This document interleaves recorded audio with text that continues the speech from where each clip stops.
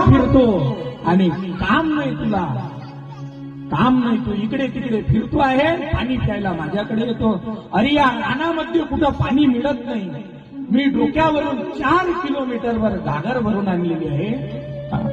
काम झालं, हे भाकर खायची, पाणी प्यायचं, पण हे जर पाणी तू प्राशन केलं दिवसभर मी काय प्यायचं?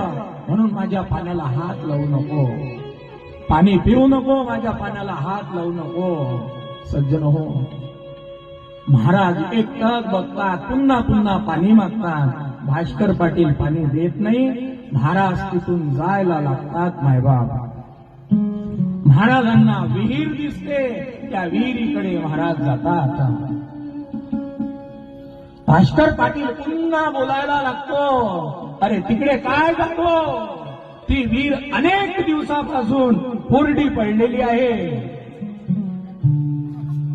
अनेक दिवसापासून ती विहीर कोरडी पडलेली आहे, तिकडे काय जातो आहे?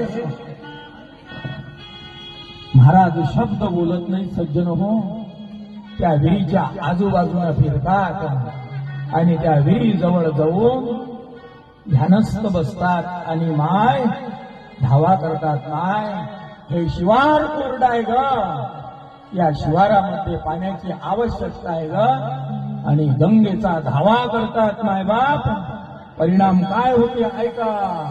सामर्थ्याने गजाननाच्या,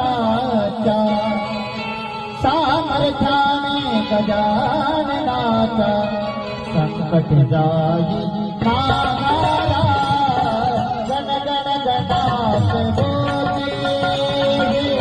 गण गण गणात बोले, गण गण गणात बोले.